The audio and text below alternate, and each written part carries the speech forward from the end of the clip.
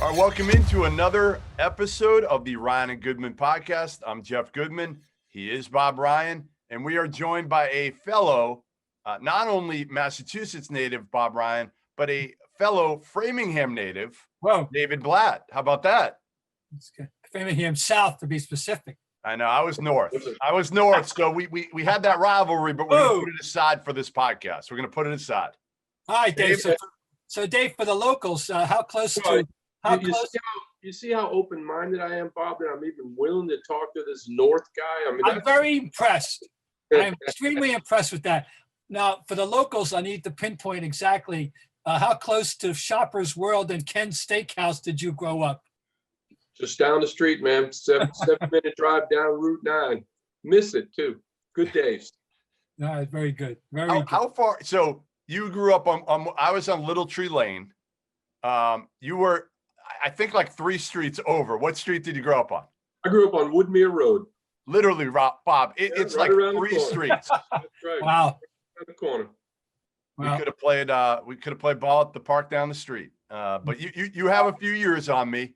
Well, you guys will appreciate this. Every morning before school, and I went to Brophy Elementary School, where my mom, God rest her soul, also taught. And my best friend Gary Burnson would walk down the street, climb through my window, and wake me up, and we would go up the hill by foot and play basketball an hour before school every single day. And that was life back in Boston. It didn't make a difference, rain or shine, snow or not. You know, we were out there doing it. That's great. I had a Bay State League. I was big on the Bay State League in the early 70s because I was covering high school sports a lot. People associate me with the NBA and all that, but the fact is I served my apprenticeship, but I covered Bay State League football for the whole year in 1971.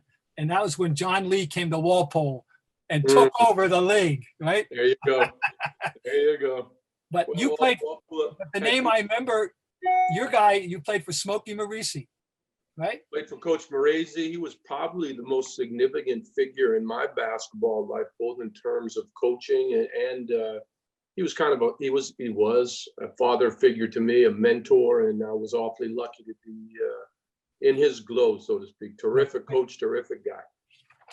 And then let's start with the current, then we can move back. All right, let's start with the current. I know you're down in the warm weather. You're smarter than both Bob and I, who are up here in 34 degrees, shoveling snow. Where are you? What are you doing right now to keep yourself busy? Well, I am currently in Daniel Island, South Carolina, actually living by a couple of my closest friends from Framingham who have made their way down south and ultimately to this area.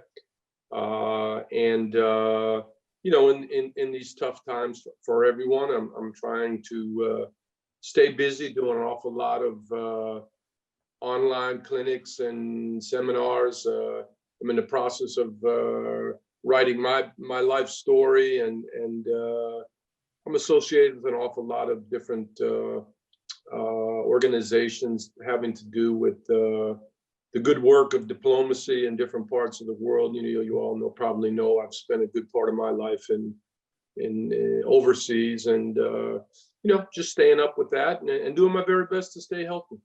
Just for people, a quick edification, I'm just going to give you the chronology of the international perambulations of our guest here.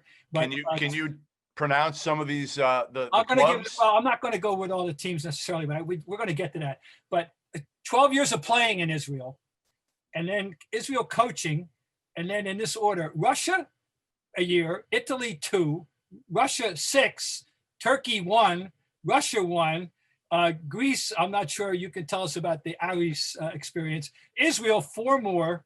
And then, of course, we're back to the USA. Oh, that league, what is it, the NBA? Is that what it is? Yeah, he coached there. Back to Turkey and Greece. And in the middle of it all, he coached the Russian Olympic team in London in 2012. And you got to tell us, are you still involved with the Czech team? Are you still with the Czech team, Mr. Blatt? Well, I don't really have a day-to-day involvement with the Czech team. The company that I have together with my family in Israel called True Player, which is a country for development of youth basketball, also has branched out, and we indeed are invested in the program for the Brno Basket organization in Czech. And yeah, I'm in an outside sort of fashion, I am involved. Okay. But that long list of places that you talked about, Bob, was pretty accurate, not entirely, but I will say this, the Blame point, Wikipedia. trust Wikipedia. But I can tell you this, obviously I have spent my life in the game of basketball, but sport for me has always been a microcosm of life, and the idea and the ability that I've been fortunate to develop and live by has given me the opportunity to live in different countries, learn different languages, grow together in different cultures, hopefully help a few people along the way, and have one heck of a time, which is, hasn't been a bad lot for a simple kid from Framingham. Okay, when you got out of Princeton and went to Israel, did you have a plan? Did you ever envision anything? Like, obviously, you couldn't have envisioned the way all of it, but what was your mindset in 1981 when you first went to Israel? Well, you all know well, man plans and God laughs. Okay. I had an idea that when I finished and graduated from college, I did want to go overseas and play for a few years. My mom didn't see it that way. She kind of felt I should use my education for something more, as she saw it, a little bit more serious and a little bit more with a little bit more future in mind. And I had it. And always wasn't. Your Jewish mom wanted you to be a lawyer or a doctor. Right, exactly right. Put it simply. And she wasn't thrilled by that, but I went overseas, and 1 or 2 years that I planned led to 12 years, and then an injury led me into coaching, and it didn't work out half bad. No, I'll say. What was the highlight overseas, Dave? I mean, there had to be so many places. Whenever I travel overseas, I try to as much as possible because I just love it. I love the cultures. I love the people. I got bar mitzvahed in Israel when I was 13. I want to get back. Haven't been able to yet, and would love to get my daughter over there. Been to Italy, been to all these places. It's just amazing for people who haven't experienced it. What was the highlight? What was the place that you're just like, you know what? That's, if I could retire there, or you probably could, that's the place. Well, for me, the experience as a whole has been a highlight. Obviously my 4 children were born in Israel. I've taken them to Greece and to Italy and to Russia and to Turkey, so they've experienced that. But just the fact that they were born and they are Israeli citizens probably makes that the place where I not only spent most of my time and career, but also I have the deepest roots. But it was all great. It really was. Looking back, every day was an experience, and it's not everybody that speaks 4 languages badly. That's one of my great attributes. You get a chance to go to different places, and when you do, you should always try to immerse yourself in the culture, to fit in and not fit out, to gain the knowledge and the experience of a place on a fundamental level. I think that enriches you and also puts you in a better light in the eyes of the people that you're together with. Okay, Dave, I'm going to bring you the best wishes and greetings for a happy new year from someone Tal Brody. Oh. All right. Now, my background quickly is that he's a fellow Trentonian, and I watched him win the 1961 Group 4 championship in New Jersey with the undefeated Trenton High Tornadoes. before he went on to his career at Illinois, and eventually will get a long career in Israel, where he has lived ever since and still there. Now, I said to him, I got a hold of him and I said, okay, Dave Blatt's going to be our podcast guest. Give me a little something. What should I know? What would you like to bring up about Dave Blatt? So here's two things he gave me, Dave. Number one, the 2014 European Championships, when the Maccabi Tel Aviv, with 10,000 Israeli fans cheering them on in Milano. Wow. How about that, ladies and gentlemen? That's fandom. Pretty cool. Tell me about it. First of all, warm hello back to Tal. He's a legendary figure in Israel. And Bob, you mentioning your Trentonian background, just 2 days ago, I talked online with one of my very close friends and former teammates at Princeton, Randy Melville, who's from Trenton. Mm-hmm. Mm-hmm. And we were talking about all the tough guys really come from Boston, but pretty tough guys come from Trenton too. Damn right. There you go. Obviously, I'm talking to one. And 2014 was a great memory. We came there and played against in the Final Four against Real Madrid and CSKA Moscow and Barcelona. We were not the favored team, anything but. And we ended up winning two very close games, one in the last second and the championship game in overtime.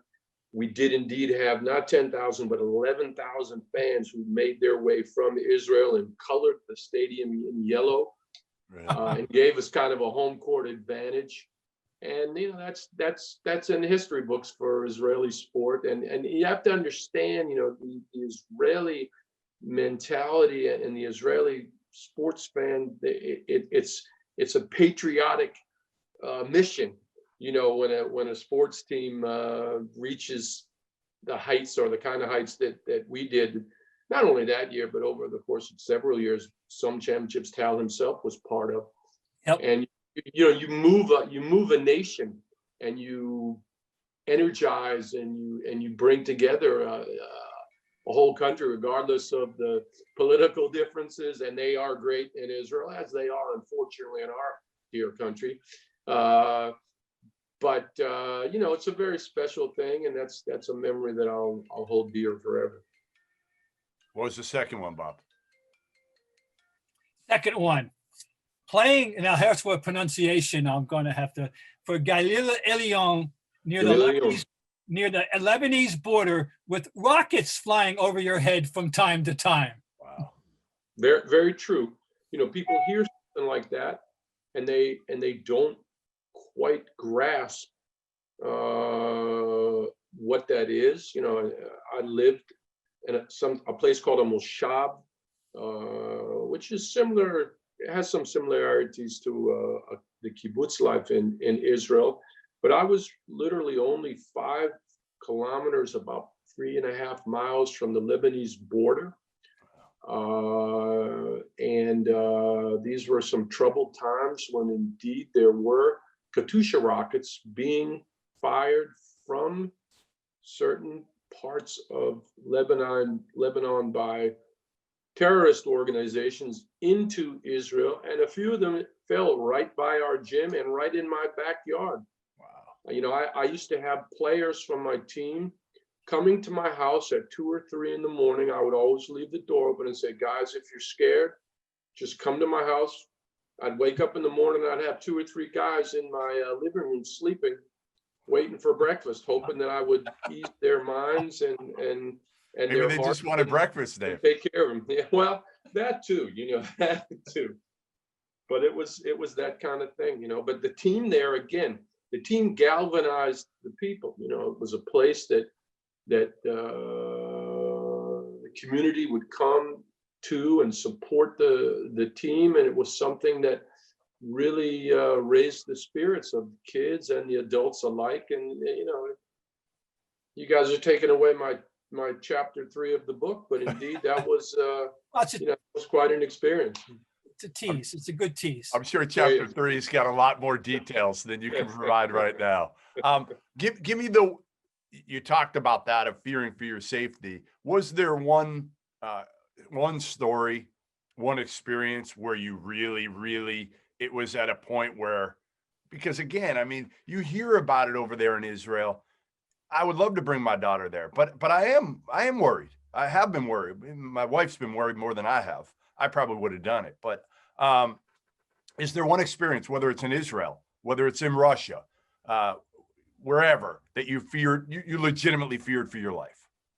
Well, first of all, you hear a story like I just told, and it's a true story. On the other hand, I never felt safer anywhere than I did in Israel. If you were to compare the crime rate of an inner city of almost any place in the world to that of Tel Aviv, which is a truly international 24/7 city, you would find that you would be more comfortable walking around by yourself in the middle of the night in Tel Aviv than almost any major city, certainly in the continental United States, or many of the other places that I've been, whether it be Moscow, whether it be Istanbul, whether it be Athens. It's almost a dichotomy of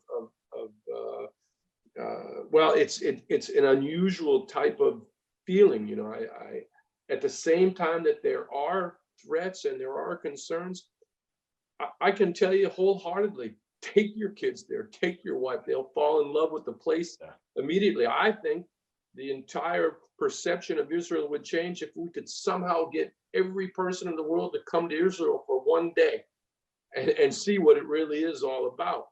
Of course, that's not realistic and unlikely that would happen, but I would certainly recommend it. Guess what? You're preaching to the choir here. I have been there. My wife went, and after enjoying it so much, she said, "You got to come." And so we went back 2 years ago, and I was fortunate to see Tal Brody. Nice to go around town a little bit with Tal Brody. But my highlight, guys, was swimming in the Sea of Galilee at the Ein Gev kibbutz where we stayed. There you go. Beautiful. Well, Bob, next time you go, please let me know. Believe it or not, and Jeff, you probably won't believe this, I am even better known in Israel than Bob Ryan is in the United States, and that's a pretty big thing. So I'm a good guy for you to travel around with there. Just all right. Let me know. Done. I don't know what your daily rate is, but I don't know if we can afford it. I got so many things going in my mind, but I this one is one. Who's the best or most interesting international player that you can tell us about that the Americans don't know about? I mean, historically, over your time. You mean right now? No, I mean over the time, over your scope, in your whole time. Well, I would tell you unquestionably Diego Maradona and Lionel Messi and soccer, as we say, soccer players over there. It's football players because soccer is the sport on that side of the Atlantic. I forgot Ronaldo, of course. But basketball, come on, basketball. I want a basketball player. I got a lot of lists of different great European basketball players. To me, the greatest European player, and we only saw him at the tail end of his career after 2 Achilles surgeries, was Sabonis. His son now is in the league, and he is absolutely terrific. Bob and Jeff, if you'll bear with me, I'll tell you a great story. The great Bob Knight was overseas with his college team, or it was with a collection of college players, and they played some international games, and they lost to the then Russian national team, who had a 19-year-old center. And Knight, after the games, said, I've coached a lot of great players and certainly been in some great basketball environments. He said, I just saw the greatest basketball player in the world, and he's only 19 and he's not American. Mm-hmm. And he was talking about Sabonis, who before his injuries was every bit as athletic as his son, who was a great young player. but an even better player. I mean, if he comes to the United States before the injuries and before he got even bigger and heavier than when he started his career, he would have become one of the 10 greatest players in the United States in history, in my opinion. I've heard him described in those days as Bill Walton with a three-pointer. You know, and that's really a fair way to put And it. imagine that, folks. Yeah. Yeah. Yes. What we saw at the end was still interesting, but it was two Achilles and a couple of boxcar vats of vodka later. You know, he famously couldn't make it to the medal ceremony in Barcelona. I was there, Dave, in 2000 in Sydney. He put on a pivot clinic in a game I saw against Australia who were pretty good, that I would hold up as the textbook of how to play the position of anyone I've ever seen at any point that night. I mean, I know. I mean, I had a feel. Fortunately, I had enough of an international experience from the Olympics and the Worlds to have seen him more than the Americans often got to see him. Very special, winning player and terrific guy, by the way. And for me, again, you know, and there's so many great European basketball players. You know, we saw only a little of the great Drazen Petrovic, who had he come perhaps a little bit earlier, and had he not unfortunately lost his life due to the car accident, you know, we would have seen one of the truly great NBA players as well. You know, and the list is almost endless. You know, Oscar Schmidt. Oh, thank you. Few people really are even aware of. I mean, this guy played until he was 45 or 46 years old. I mean, he might have been the greatest scorer in the world, certainly in his time, and a guy that in today's NBA, as a shooting power forward or shooting, the game is positionless, but as a shooting forward, I mean, he was in a whole nother, he was in another universe in terms of his ability to score the basketball. One of my proudest possessions is sitting over my shoulder, a picture on the wall of me and Oscar from Barcelona. I got him Larry Bird's autograph. That put me in good stead with Oscar forever. That guy was pretty special too. By the way, played in Boston, I think, for a few years too. I was going to ask you, this is so great. I mean, great minds, you know. I was going to ask you if you'd run into Oscar Schmidt, you know, and dropping 40 or 45 on you somewhere along the way. You know, Bob, I managed to avoid that. You know, sometimes intelligence is the better part of valor, as you know. So, all right, let's go to you get hired by the Cavs. I remember first time you and I met, even though we again grew up in the same town, was in Vegas. I'm out there doing summer league, and you walk in, and I end up doing an interview on camera, which I thought was really cool at that time. You know, two Framingham guys. It was just weird. It was just, we're in Vegas. You get the head job with the Cavs. Nobody really, you know, outside of Framingham knew much about you at that point. You get to coach LeBron. I'd seen LeBron since he was 15 years old. I don't know how much you had seen of him. Obviously, you saw it from afar, but once you got a chance to be around him, watch his work ethic, watch everything that he does, was there something that surprised even you after being up close and personal? Because you had already heard so much about him from afar before you coached him.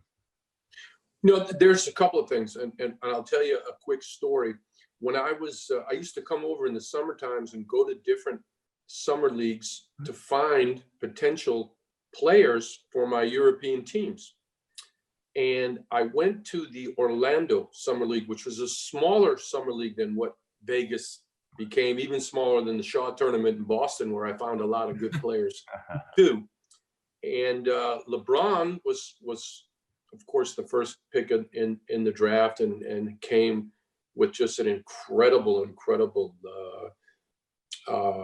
amount of excitement, and they couldn't play the game in the Orlando small gym where they used to play the summer league. They had to move it to the arena, to the main arena. This is a summer league game, the first summer league game. I mean, nobody goes except for scouts and crazy coaches. You know, maybe now in Vegas it's different. People started going, but in those days nobody was going to those games. There were 17,000 people at the game, a summer league game for LeBron's first appearance in the NBA. So I was pretty aware of the head that was going on behind LeBron James and what he became. But when I first signed with Cleveland, he was not a part of the team. Right. You know, LeBron was in Miami and was going through his decision-making process on what he was going to do. He wasn't even a part of the program that I originally signed onto or into, if you will, when I was hired. Our main guy at that point was Kyrie, you know, who was a kid himself, and Tristan, who was drafted fourth after Kyrie had been drafted first in the draft. And we were trying to build the team, you know, in such a way. We were recruiting Gordon Hayward at the time. I'll never forget. You know, it's funny how things just kind of work around their way around. Anyway, so you know, that was a pretty unexpected thing. And Jeff, after we met, it wasn't long thereafter. We were in the summer league, maybe a second or third game, and they announced that LeBron had decided to come back to Cleveland. And that, of course, was, you know, that was incredible. That the best player in the league, and who became the very best player in the game, and in my opinion, the best player of the 21st century. And we can revisit that whole argument too. But you know, the thing that stuck out to me about LeBron, to answer your question directly, probably more than anything else, and you know, and when I think about it in retrospect, you know, I think it's very true. You know, LeBron, for all of his incredible talents, I think he has the highest basketball IQ that I've ever seen. You know, and when we talked about Sabonis before, it's the same kind of thing. And I'll give you an example of what I mean.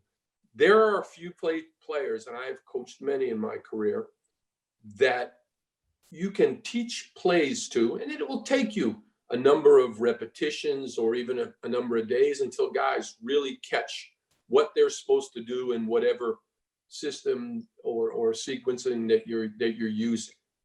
There are very few guys, LeBron probably being the best of them, that can see what it is that you want to do, and not only after one time running through it, know what he is responsible for, but he knows every position and every option of every player on the floor.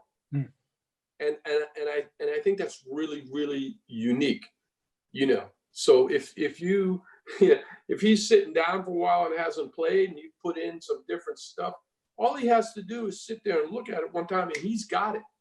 Or if you want a particular defensive sequence or tactic, you know, it takes him literally seconds to understand not only his place in the picture, but the entire picture. You know, and that, you know, that speaks volumes to how intelligent of a basketball player he is. You know, I firmly believe that the two best forwards of all time are LeBron and Bird, and that they would be just an unfathomably great pair because of what you just said. When Larry was a rookie, Bill Fitch nicknamed him Kodak because he said when the ball changes hands, Larry's coming up the court and he knows where all the other 9 guys are. Yeah. And then throw Walton in the middle and make him the center for those two.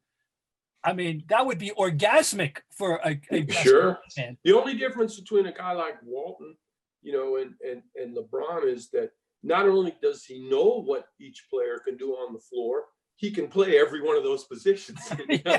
Yeah. Whereas Walton, you know, he knows. But I mean, that's just yeah. Oh no, LeBron. He couldn't go out there and do it. LeBron could play any position, you know, so he knew whatever it was he was supposed to do, and whatever else the next guy could do, and he would probably do it better than them if that's the job you gave him. So Celtics fans don't know a ton about Tristan Thompson. You coached him. I've known him since he was at Texas, even before that when he was in AAU ball a little bit. I love this kid. I love him. I always say kid. He's not a kid anymore, but this guy. But I love him because everything I've heard about him is he is such a about the right things. And he's a great, everybody always said, unbelievable locker room guy. What can you tell Celtics fans about Tristan Thompson and that part of it? Because we know he plays hard on the court. We know he's going to get after it. He's not the most skilled offensive player, but what is it about Tristan Thompson that if you are coaching, you want him on your team? Well, first of all correct, Jeff. Just a terrific kid. Right? No longer a kid. I had him when he was a kid. But, you know, just the kind of guy that you knew you could depend on, that was a friend and a good influence on everybody around him, understood what he needed to do and embraced it without any hesitation. You know, he's sort of the ultimate peace. You know what I mean? Not a guy that you have to give a big part of the game to. He'll carve out his piece and he will do whatever it is that the coach or the team needs him to do, you know, and these guys are just so invaluable. Now, I mean, personally, I thought that was a terrific pickup on the part of the Celtics, because I felt that Tristan had sort of come to the end of the road with Cleveland. He needed a change, and the Celtics needed a player with his particular skill set. I'll tell you guys this is a secret, and I've always contended that Tristan Thomas is the greatest fourth quarter rebounder, particularly on the offensive end, that I ever coached. Wow. He just had a knack in the fourth quarter for getting big rebounds, particularly on offense when you need the extra possession, when you need somebody that will do something to get the team over the hump. And you know, that's a great quality, great skill. Not a lot of people. I need to go to my analytic guys and ask them if that's true, because that's what I saw. You remember during those days. He was the best fourth quarter rebounder that I had ever come into contact with, and he always did it with a smile and a sense of purpose, and he valued that fact that, you know, my contribution needs to be this piece, and you know, and he was ready and able for the task. I thought that was just a great move on the part of the Celtics. You don't find a lot of guys that are a rebound every 3 minutes, that are those kind of offensive rebounders when you need it, can guard their man, can even guard a few different positions, and they're possession getters. So good for Danny. Great move on the part of Ainge and the Celtics. There's so many places we could go with you, but one I gotta have is just a reflection on Pete Carroll. Mm-hmm. Coach, you know, listen, I had the opportunity to play for a Hall of Fame visionary coach who's, you know, Bob, I do a lot of clinics for coaches, and I always speak to the fact there are two different kinds of coaches. There are system coaches and there are personnel coaches. Coach Carrill's from the first school. He's a system coach. He's going to run the Princeton offense no matter where he is. Now, the fact that he stayed in Princeton all his life, with the exception of his years later in the NBA, where he still helped the coaching staff to implement Princeton offensive principles into their way of playing. But he truly developed a way of playing that allowed and fostered true continuity and true teammanship in every respect and in every sense. And you know, to be able to learn that, to play that, to learn from it, and to take bits and pieces of that with me into my own coaching career certainly helped me a great deal. Now, it was difficult to use the Princeton offense in the many different pro teams that that I coach, because it takes time. It's not even in one season, and you can't really get to any great depth of what the Princeton offense is, and that's why you don't see it run so much in at the NBA level. But Sacramento did pretty good with it. New Jersey did pretty good with guys that were influenced or where Coach Kirill worked. And if you take principles of it and you get your players to buy into that, it's very special stuff.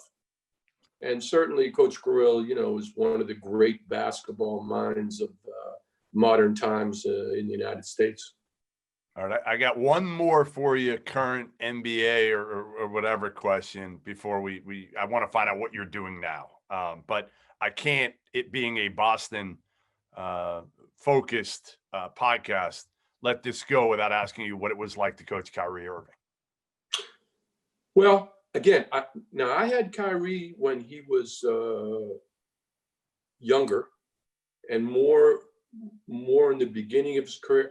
I loved coaching Kyrie. I had a very good relationship with him. I thought he was eager and anxious to learn and to grow and to develop his exceptional skill set. I mean, Kyrie honestly is one of the most talented players I've ever seen, let alone work with. It was fascinating just to watch him practice every day. You'd sit back and you'd just wait for him to do something that no one else had ever done or could ever do. I mean, from a pure talent standpoint, okay, again, LeBron is truly the greatest player of the 21st century, but just from a pure talent standpoint, Kyrie even more talented, and probably LeBron would tell you that. Yeah. Just he could do skills, things on it. Right. The skill level was what blew you away. Right? He would do things on a daily basis that would make you literally just say, "Wow, did he just do that?" Yeah. And if you asked him to do it again, he'd say, "Do what?" He wouldn't even remember it because he just was so skilled and so natural. But I thought he was terrific. Now he's gone through different things, and obviously, the big thing to me about Kyrie is that he's got to stay healthy, and he's never managed to be healthy for an extended period of time. If he can do that, and we can all enjoy him on a consistent basis, and he himself can feel his tremendous level of skill and contribution, then sky is still the limit with that guy. I mean, it's going to be so interesting to see. He's together with a terrific guy, Kevin Durant, who just, is a wonderful person in addition to being one of the very best basketball players in the world. And I'm anxious to see how they gel and mesh. Looks pretty good so far, but Kyrie has gone through it, and I believe he will come out on top, and I'm looking forward to seeing it. Very good. All right. So last thing before we let you go. First of all, how's your health? I know you were a consultant for the Knicks. I don't know if that's what caused you to step away from a day-to-day basis with an NBA team or with another team, but I know you have MS. And how are you? You look good. You sound good. I think it looks like you look about 10 years younger right now, not coaching. Well, unfortunately, I can't coach on court anymore due to the MS that you mentioned. And, there comes a time in your life, or there are potentially times in life where, you got to face the music and say, hey, I might have to play a different tune, or I may have to go a different way. And that's sort of where I'm at with my physical condition. That doesn't allow me to stand on the court for an extended period of time and function in the way that I would need to as an active coach. that's no easy thing when you've been in the business for 30 years and then suddenly you recognize I just can't physically do that anymore. But like you mentioned, I am in the process of looking for some different opportunities. I had a chance to work with the Knicks for 4 months on a consulting basis. They then changed their organization, and COVID hit and things sort of changed for all of us. But I'm still interested in finding opportunities in the basketball world, either in the NBA or in Europe, where I can use my mind as well as my body and hopefully contribute to the game that I love. I heard Fun and Games might be for sale back in Framingham, Dave. So if you need a new venture, maybe you can buy that out, get some new games in. I know you had to have gone there back when you were a kid. Well, yeah, I'm thinking more of Friendly's ice cream. I really I enjoyed going there. Hey, I worked at multiple ones in Framingham. How's that? I worked at Cape Cod Ice Cream Restaurant in Framingham Center. So, Down the street from us. I've got a multiple skill set. I just got to figure out what it is that I want to do. Very heavy Middlesex County talk going on here, folks. There you go. That's right. Hey, when's the book coming out? Do we have a date, or are you still working on it? Do you have? There's not a date. It's a work in progress, okay. And it will come out. Question just is when. Does it have a name? Have you named the book? That's often the last thing to come around. I got some different ideas, but I don't want to tell people just yet, Bob. No, I understand that one. I just threw it out there. I know the feeling. You guys should do a little bartering here. When Bob goes back to Israel, he uses you, Dave, for your juice that you have in that country, and you should be using Bob for the juice that he has within the book industry, because he's written how many now, Bob? What do you got? 15. 15. I mean, come on, Dave. You got to call him here. He'll be doing. And there's a great example. I was thinking something along the lines of Charlie on the MTA, but I think that's been used in a song in Boston. I think so. New generation doesn't know it though, Dave. Please. There you go.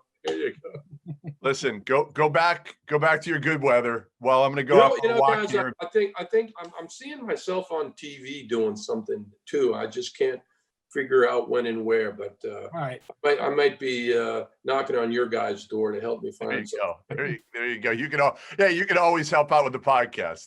You have an open invitation whenever you want. If you're bored down there on the beach in South Carolina and you need something to do, you let us know, and you're more than welcome to, because we only covered about I don't know, maybe a chapter overall. Are you Not kidding? much. No, not even close. The man's resume is phenomenal. It's really something.